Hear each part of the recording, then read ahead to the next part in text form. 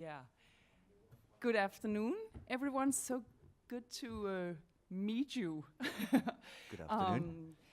I'm Lea Korsgaard, and I'm co-founder of and publisher at Zetland, a digital newspaper based in Copenhagen. And here on my right side, this wonderful person is... My name is Richard Hoechner. I'm from Zurich, Switzerland, from Republik.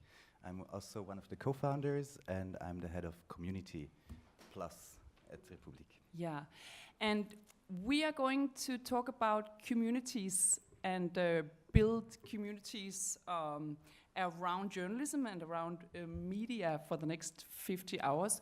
We were told that you're not allowed to ask... What did I say? Yeah, so you didn't know that, but this is... Close the door.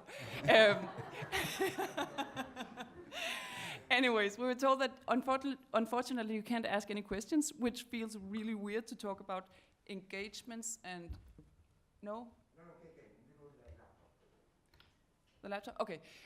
Which feels weird to talk about engagement and community and everything with no questions, but we have to live with that, so Yes. you know, grab on to one of us afterwards. Anyways, just a short introduction to the theme.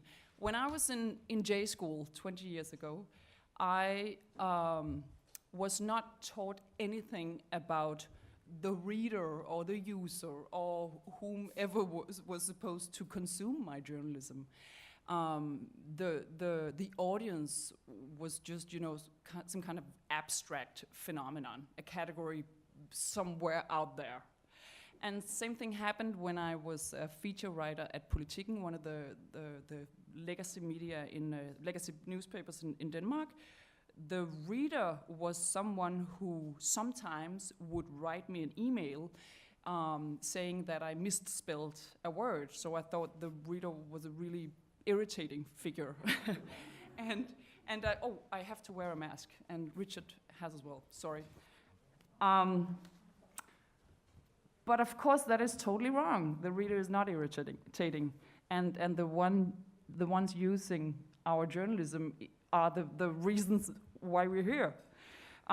So when I co-founded Zetland, and when Richard co-founded Republik, we wanted to do it differently and put the public, the ones we're here for, right into the middle of right into the center of the newsroom. So that is what we're going to talk about for the next 50 hours. And we'll do it this way, that I'll talk about Satlan, Richard will talk about Republik. There are some similarities, lots of similarities, because we know each other. When I met Richard the first time, it felt like, you know, the lost sibling that you didn't know you had, but then it turned out you had. But there are also some differences. Yeah. Would you add something, Yes, Richard? so we actually met for the first time here in Perugia 4 years ago, I think. Yeah. And it did feel like, you know, meeting a sister from another mister, because we have so many similarities. I think Zetland is the most related media outlet in the world to Republik. And still we do things differently, and in dialogue we have learned so much from each other and also about ourselves. So it's always interesting to compare things, and there are so many funny coincidences also. At the moment, for example, we both have the same number of members. Yeah. We are just below 30,000 paying members, and we share many challenges and many approaches. So this is a great moment to talk about them. Yeah, cool. But let's start out. Let me tell you about Satlan just briefly to try to paint the picture. Yeah? You have a question? No. As an audience, also, I have a problem in contact with the mask. I know. And actually, all the panel we wear the speakers they wear a mask because I need to see all your emotions while you are talking. I know. Would it be okay for with the room? Yeah. No one is calling the no.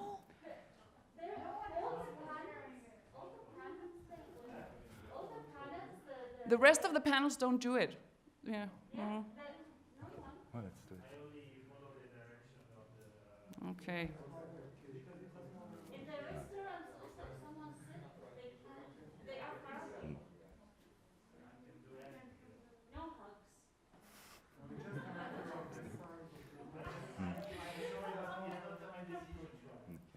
Okay, I feel like we should. Yeah, I share the frustration. Yeah, I know, but I, you know, I'm from Denmark, and Richard is from Switzerland. We follow rules.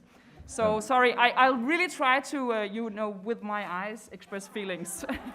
Maybe shout out if you don't understand us, or Yeah, also okay. it's hard following people when. Anyway, we know the hassle. Okay, so Zetland in short. Zetland was founded in 2016, and we are here to use journalism as a force of good. We publish a very few stories each day, only in total 4 stories, a short morning brief, 2 feature stories, and a sort of an in-depth news podcast in the afternoon, and that's it. But we make sure that it's good journalism, and it's the stories that make you able to follow what's going on around in the world. Very similar approach. Yeah, to us. it's the same with the Republik. We have 28,000 paying members. Like us. And last year we grew 40%, which was great. We are now 40, the whole team counts 40 members, or not members, but employees. Half of them, I think, around half of them are journalists or editors. The rest of them are the tech team building the technology, the app, and community people and Marianne who does the dishes. She's wonderful. We have no ads, so the revenue comes more or less only 90% from the members. The rest of it comes from the state. In Denmark, every media is more or less state funded. We have a yearly revenue of 4.3 million euros, and our next goal, which probably won't be that far out into the distant future, is to become the biggest paid for digital newspaper in Denmark, and we will probably reach that goal hopefully in just a few years from now. And I don't say that because I think big is good, but because big is impact. You know, you want to go out and actually make a difference, and the more people we reach, the greater the impact. So these are just the fundamental facts. Now I want to give you 3 pieces of advice, or 3 things that we have learned about community building. We call our subscribers members for a reason, because we want to do something with them more than just have their money. So first, I think it's so important, and what we really try to do is always start with our members' needs and purposes when we not only find out what stories to do, but also how to develop the technology and the business. So, in the case of Zetland, these are the needs and the purposes that we have defined, and that we, based on when we talk to our members, what is it actually that they want from us? Which kind of needs do they get from being members of Zetland? As a member of Zetland, I want to get the puzzle to get the puzzle piece together about what a story is really about. You know, there's headlines and tons of information out there. If you're a member of Zetland, you are a member because you want all those stories to be linked together, or at least some of those stories linked together, and get the broader perspective. As a member, I want to understand what's going on in the world so I can have interesting conversations.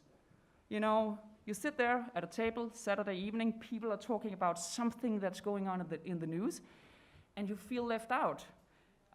That's not a good place to be in. So, but if you use our content, then you should be able to participate in those conversations. As a member, I want to hear mind-blowing stories. I say hear because we are text and audio. You can either read or listen to each stories. And I want to hear those mind-blowing stories so that I feel alive, so that I'm not left at a couch, you know, crying over the world. We're not trying to hide that the world is a serious place with the war and everything that's going on, but we want to tell the stories that we do in a way that really connects you to other people and the world. And as a member, I want to know the journalist I want to, get familiar with the people who tell me a story every day, so that I can trust them and would like to hang out with them. And then finally, as a member of Zetland, I want beautiful design products, so that I feel delighted when I use it. That's also why we use a lot of energy and money on the technology side. I know it's the exact same thing at Republik, right? By the way, there are two things that just sprung to my mind as you were talking about these points. There's a new product strategy that we worked on last year to define our product, and we also, the point of view from the member is really important to build it in at the core. So we wrote a promise, basically, that we want to fulfill. And it's like, if you read Republik, we don't write about everything, but we cover most, you will know most important things, and in some you will go in depth, and you will be able to have really in-depth conversations and be a thought leader on that. Yeah. So it's something also very similar. And we also believe that access to the community is part of the product. So by becoming a member, you have access to the other members and also to the staff, to the journalists, and you have kind of a right to an answer, and, a possibility for a dialogue. Yeah. That is, Cool. I like that that's integrated as well. As a member, I want to be connected to the rest of the community. I agree with that. So, and I think making this kind of purpose is also allowing you to say, no, this is what we're doing. And then, all the rest left that to other media. So the second thing that we do is really try to learn from the community. Who are they and what do they want from us? This is in Danish, so you can read it, but these are all tools or formats that we use to get in touch or to listen to and learn from our members. It could be open editorial meetings. It could be, for instance, creating what we call a backing band of members who know stuff about the beat that you're covering. So if you're covering climate, then find the ones among the members that really know stuff about climate and use them in your research process, etc., etc. I won't dive into all these techniques, but just show you that I really think there's tons of ways to really use the knowledge and perspectives that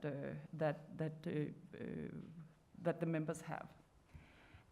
Also, just show them the process, show them how the sausage is made. This is from last week. This is there. This was Zetland's logo 2 weeks ago. It looks very, very much like the C's on Putin's tanks. And it looks so much like the C's on Putin's tanks that, our members told us, you have to change the logo. And of course, we totally agreed. And then our art director, he's Mikkel, he's the one over there, he, instead of, hiding that process and then eventually come out with a new logo, he just put it all out there, all the sketches and errors and could we do this, and to get their feedback before we decided, okay, let's go in that direction. What a crazy thing to happen. It was filed for copyright. What are the odds? Anyway, it was insane.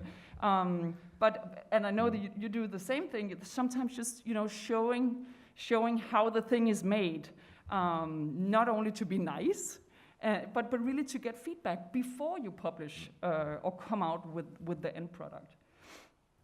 Yeah. Third is, or the third thing that we do is really use our members as our superpower.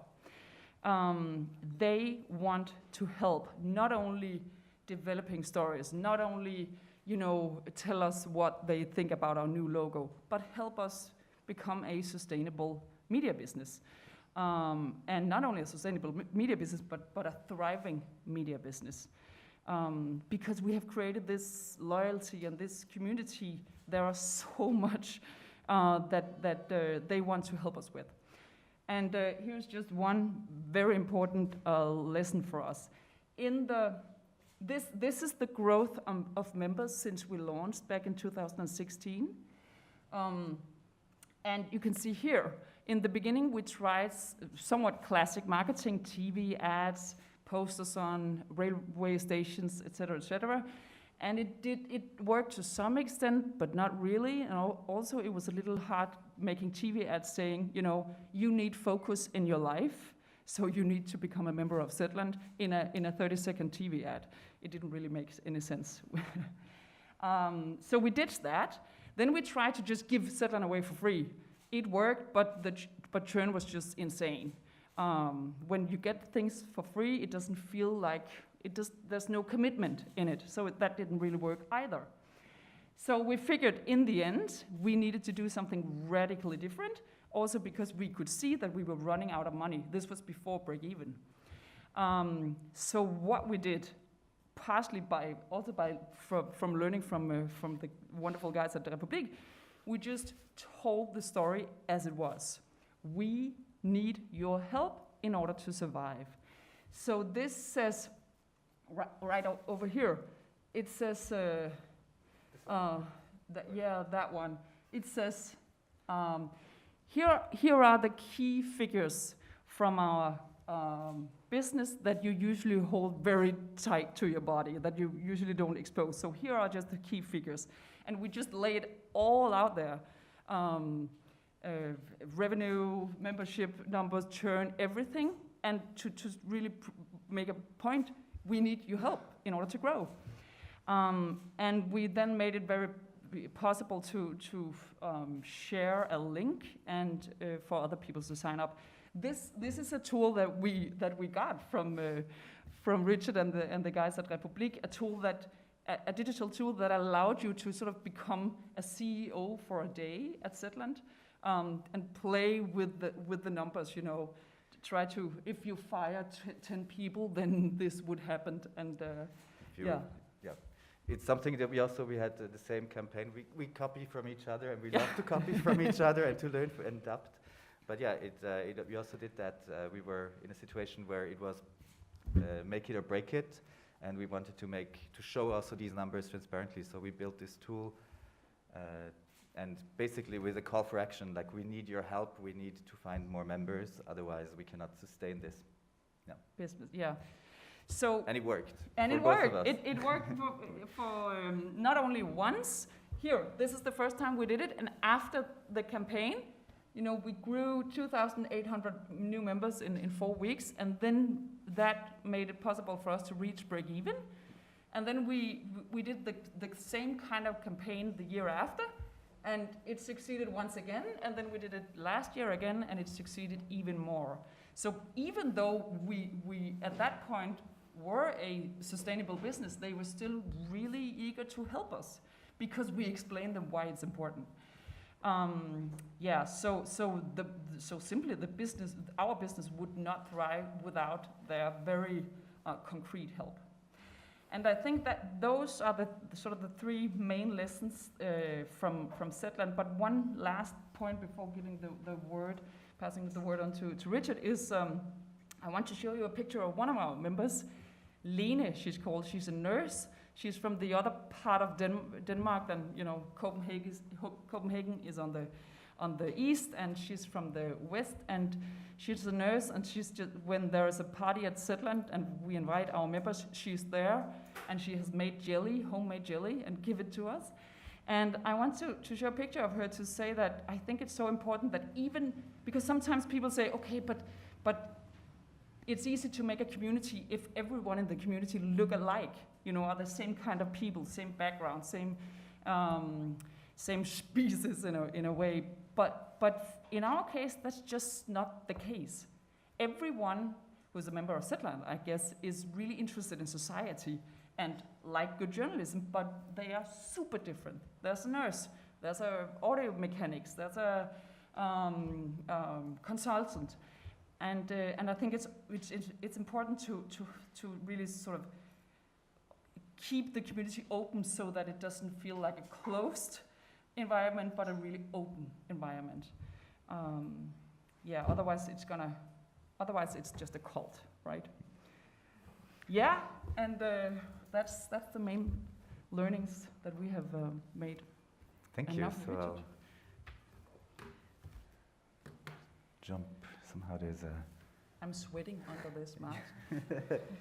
So let me share some things about Republik. I will also start with a brief introduction of our business model of the company and the journalism, and then move on to also three key learnings that I identified at lunch today with Lea. So we're also an ad-free digital magazine.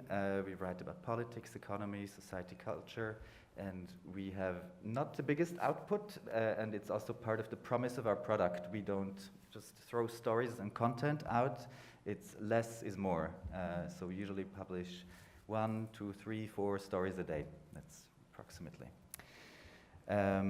We started in Zurich in 2017 with a crowdfunding, and in 2018 we started publishing. But the project is older, and actually the community behind Republik is also older. It was built by a bunch of people, including myself, that were unhappy with the state of media, and they wanted to change something. So the community was there before the thing was born. And I think it also helps to be community-centric. Yeah. Like, it's really, like, community was before everything else. Yes, we reached break even after one of these campaigns that we inspired heavily off each other. That was 2 years ago in 2020, and since then we have been profitable. Yes, our revenue is 6 million euro. Yeah, and our staff is about 45 people, so again, same size as Zetland. This is our member graph. It's public on our website at this link, Cockpit. So at the moment, the count is at 28,834. That was yesterday, I think. You see, it's been declining a little bit lately, which is making me a bit worried. Yeah, same thing at Zetland. I think it's the world situation. But we have radical transparency, so I'm also showing that to you. We started a campaign, the yearly ambassador campaign to win new members, and it started 2 months ago with a 2-month period of testing. So we expect this to grow again from the end of, or from mid-April. But we have currently 5,000 guests at Republik that joined our magazine by recommendation, and for 2 months they can read, and then hopefully, usually about 10% convert. So 10%, yeah, of test readers.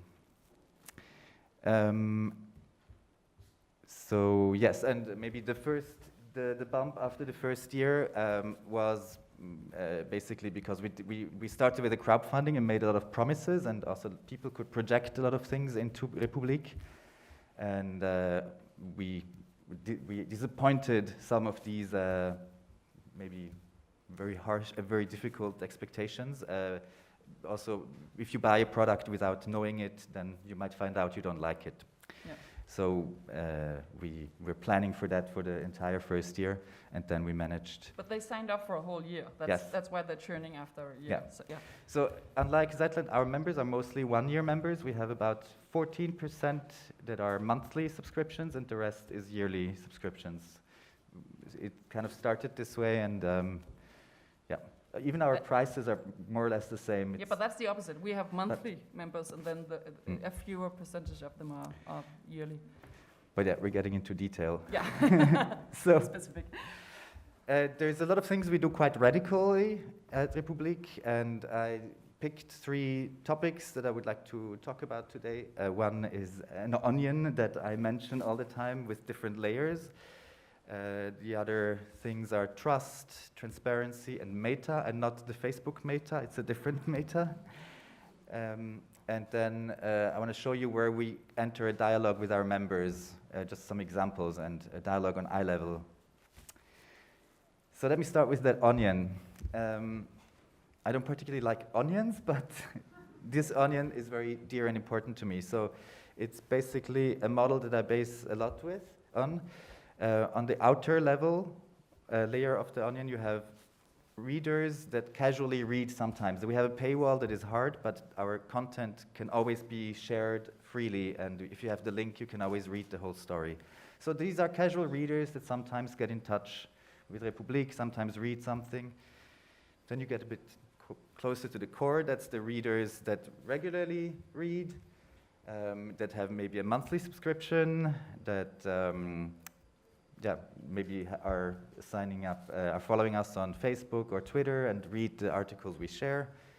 Then you get even closer, and we get to the people we call publishers, Verleger. That's a term that we kind of jokingly also apply to our members, and everybody that is a yearly member is a publisher, because they also own a part of the magazine. I'll explain a bit of that later. Like half of the magazine is owned legally by a cooperative, where you are a member if you have a yearly subscription membership. So these are again closer to the core of the team of Republik. Then we have a group of people called accomplices. That's also a bit from the history of us. It's a bit our super users, and it has different parts. So there's basically a form that you can fill in on our website, where you can say, oh, I want to help Republik grow, I want to contribute, and then the form asks you how you would like to help, and then you become an accomplice. You get a newsletter, it's approximately every second month or so, and you get invited to events. You can order merchandise online for free, stuff like this. And there's we always give them hints how they can help and support us. They also can test new features in our app if they want it, and give us feedback, stuff like that. And then we have a council, like a parliament of members, and I will explain that a bit later. Actually, I will explain that now. But can I say something about the onion? Richard, told me about this principle, which I just really like, and the only thing that's really hard about it is that in Danish, onion is slang for balls. So when I say, back home in Denmark, okay, the hot onion, we have to get in touch with the hot onion. People are just like, what the fuck are you doing? Anyway, I think it's such a important principle, because you don't want to communicate with the casual readers in the same way as you want to communicate to the hardcore users, because then you will totally scare them away. So there's a level of there's a communication ladder that goes with this engagement ladder as well. Yeah, so ladder is the word that is also important, or maybe in Peru that would be escalator. It's there are paths for members to come closer if they want to, and there's always a path that you can take and upgrade your relationship to Republik. And you can also go away from that. It's an elastic thing, but there are ways how you can get closer if you want to. Yes, so publishers is the term that we use also for our members, because they're a bit our bosses, but they cannot tell us how to write or what to write about. We are in a constant dialogue, but we also want the editorial team, the journalists, to be free in what they report on. So if somebody comes and it's like, oh, I need you to, write a benevolent article about this, this is the barrier. It's like, no, you are the publishers. You can give me input, but I'm not obliged to follow. So that's a bit also why we coined this term. This is a picture from our office where we hung up these 3 screens where the pictures of our members are always shown, and there's also they can send us messages that are then shown in the middle. Accomplices, again, I was just going back to that. Accomplices, for example, they also identify very strongly with Republik. It's about 1,200 people that have this status, and they, for example, they also hang up transparents like this from their balconies. They help in events, etc. And then we have this member parliament of 30 people that have been elected by our members. This was just, they just finished the first term of 3 years, so now it's the second cooperative council that is working right now, and this is due to the structure of the company.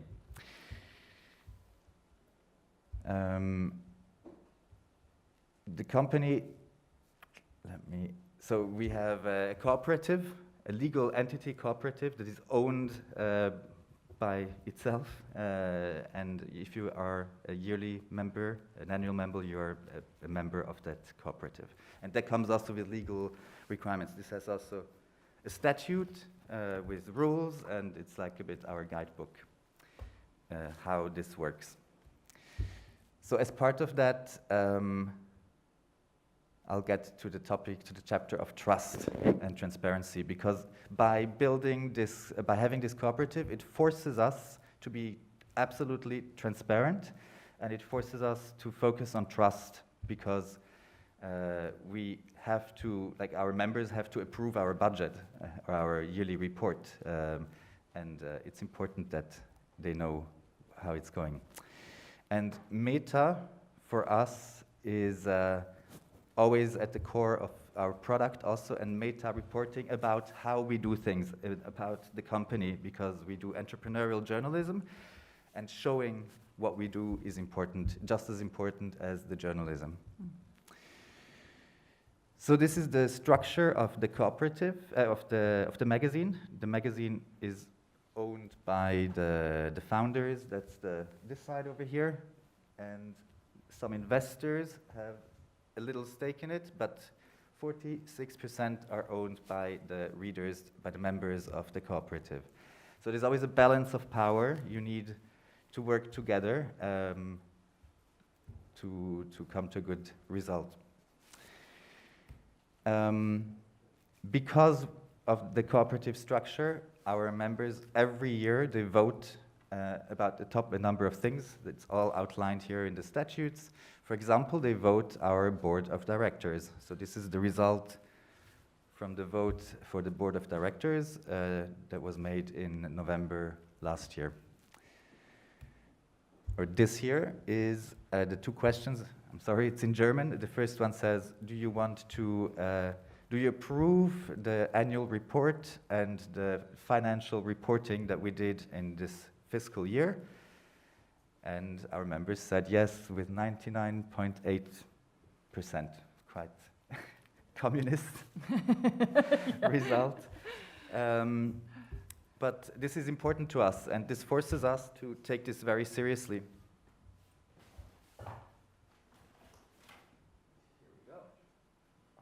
To you, like we also print our annual report. It's one of the few things we print and send it to people that want it, because accountability is key. We need our members to know or to trust us, so we lay everything open. Also our budget, our salaries, it's all online.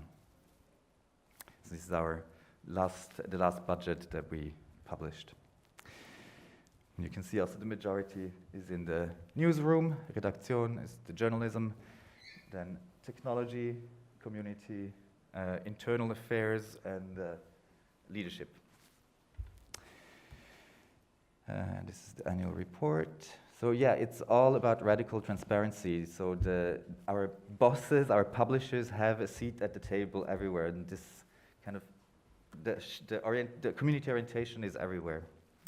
And here, I also like this Venn diagram of elements that make our product. It's not just the editorial, it's not just the newsroom, and the community is not just the people that send in spelling mistakes once in a while. The magic really happens when these things come together, when you have a good journalism, when you also have a good meta reporting, like show how you do the journalism and how the business behind it works, and you include the community that funds it. I think this is really important about the meta stories, that when you tell about why you do stuff the way you do it, and why this was the way that you chose to build the app or whatever, then, or why this is the story that you wanted to publish, then you also have an opportunity to tell why it's important, right? The transparency also constantly sort of re-educates the community and the newsroom and the rest of the people close to the company. Why do we do this? It's just not one annual speech, claiming where you get this opportunity to say it's important what we do. You actually do it more or less on a daily basis, and I think it's really important. So that's why I always get back also to the connection, like it's entrepreneurial journalism. It's not just journalism. Journalism also cannot be isolated from the way it is made. Yeah. And also we set out, I mean, at the base, at the origin of Republik is really an analysis that the market is broken. Advertising-funded journalism is very flawed. It can work, but it's with Meta and Google getting all the revenue, things are falling apart, and so it cannot be, this question always is in the room also. And I mean, Meta, we tried to coin this name, and then we had a bit the same as Putin did with us, with you. Yeah. Someone claims the name. Did you rename it? No, we still call the Meta section Meta. Okay. Because, I mean, it's also, in German, it's a term that is used if you talk about something. Yeah, sure. The meta level. So here, I wanted to show you the different kinds of meta reporting we do at Republik. One is an die Verlagsdetail. So this is to our publishers.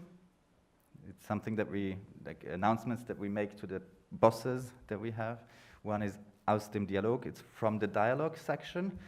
We started this recently, so we showcase the best interactions between members and journalists on our comment section. That is also a core part of our product.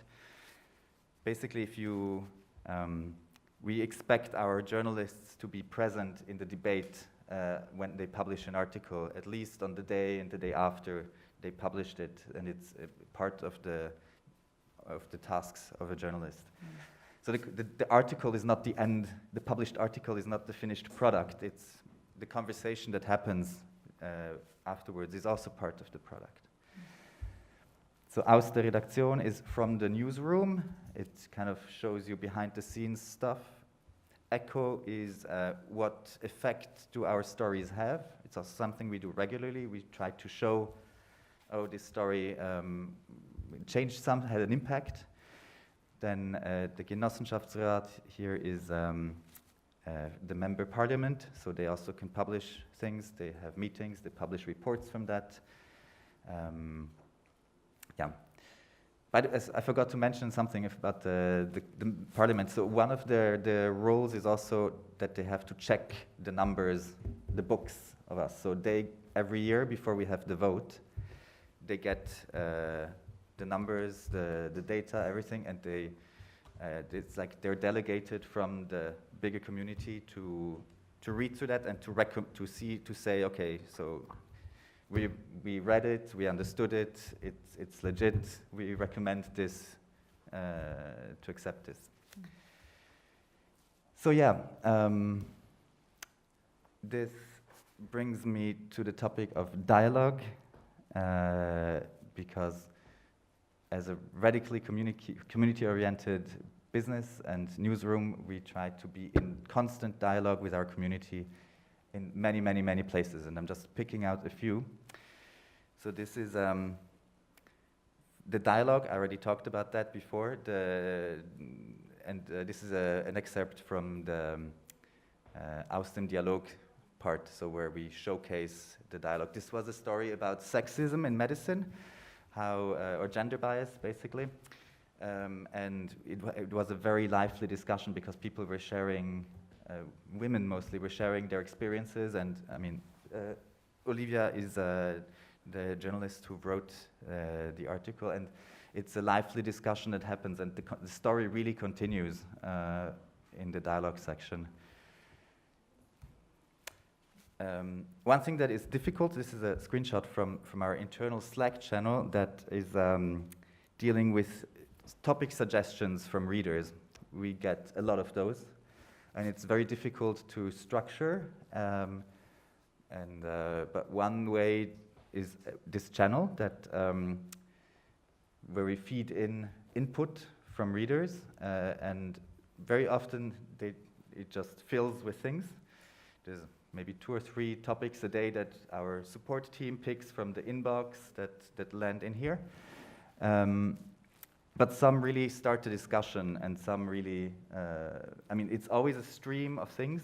Our journalists read it, and sometimes they react. It's an offer. It's not it's like a stream of input, and it kind of also shows a bit the pulse of the community, what is happening in the community. So I think it's a good way of knowing what's cooking in the community. What do they talk about? What do they which kind of stories do they miss when they talk with their spouse over dinner? And sometimes it becomes a story, but also it just informs your opinions, or your sort of the what's it called? It's because I need an English word. Fingerspitzgefühl, it would be in German. To be in touch, to be in touch with each other, or to also notice the fine nuances. Yeah. It's like listening to weak signals also that happen. So some of our products are actually very conversational, like newsletters. We work a lot with newsletters, and we had a very successful COVID newsletter that we now stopped, but it basically where we asked what are you worried about, what are your questions, and we got so much input, and we could always constantly answer these questions and pick these questions out. We would send that every evening at 7 o'clock during the lockdown phases.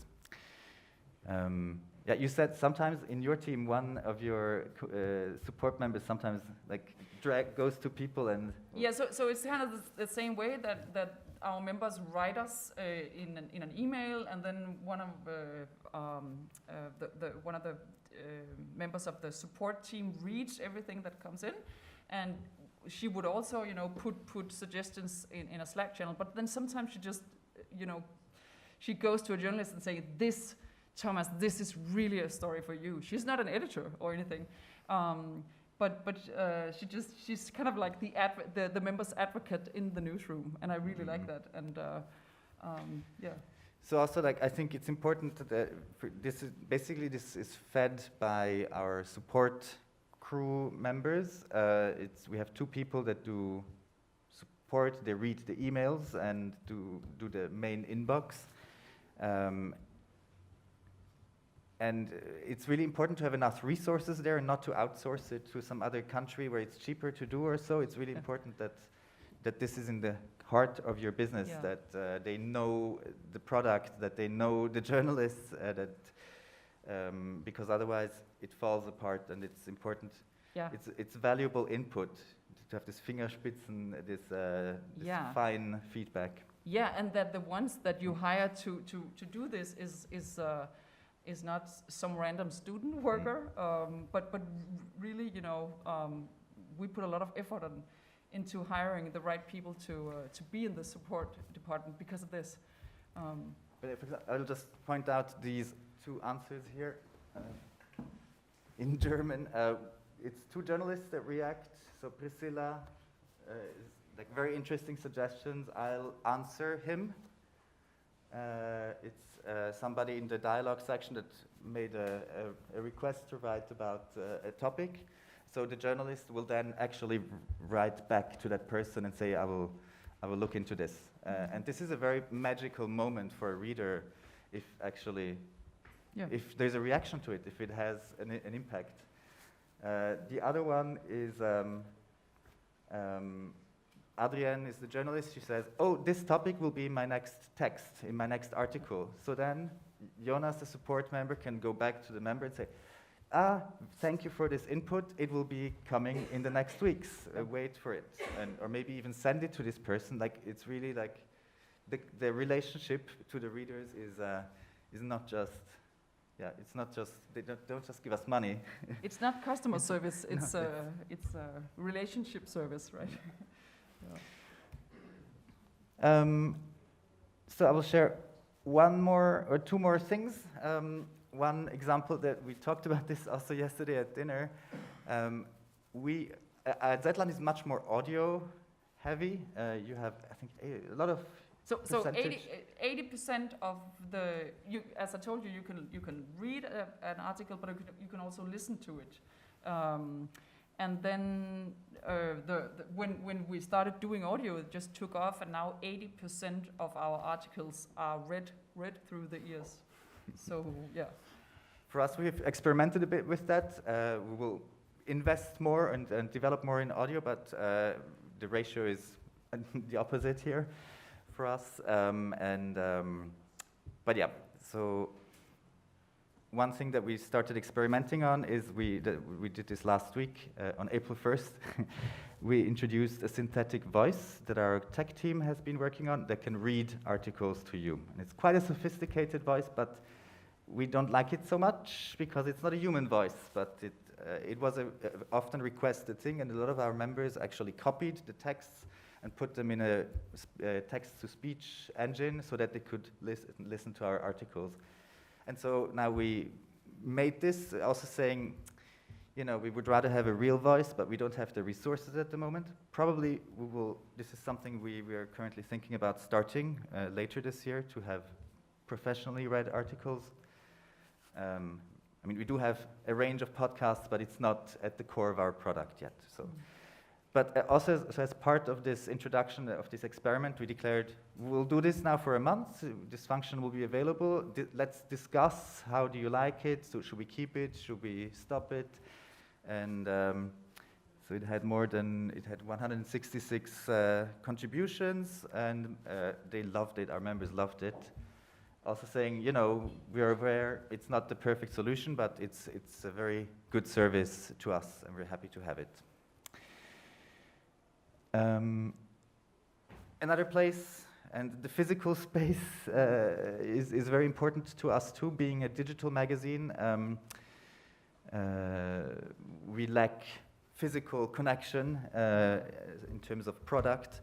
So whenever there's an opportunity to do it, we do it. It was difficult in the last years with COVID, but we are now amping up our event part again, and it's also access to the community and being part of it, being able to talk with each other and to feel each other. So in April, I'm currently preparing this event here. It will be the biggest event for us this year. We did it once before in the same place, that's why we have this picture. And we're taking over a theater for an entire day in Zurich to meet with our community and to bring journalism to the stage. So it will be a bit like a festival feel. It's free entrance. Our entire newsroom will be there. We'll have some panels, some meet and greet sections where there will always be a topic. So like, for example, you can talk with our former France correspondent about the elections in France. It's the day before the election, the second round in France. You can talk with the picture editor about how the pictures are selected. Like, we have different things like this, and of course in the evening a concert and DJs.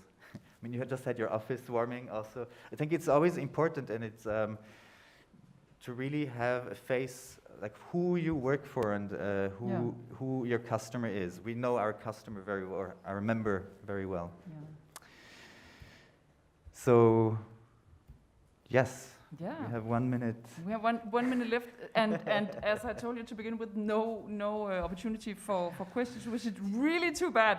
So let's meet at the bar here in Profane tonight, and then because you know it feels weird to have a one-way conversation about something that is supposed to be the opposite. Anyways, thank you for being here, and we hope that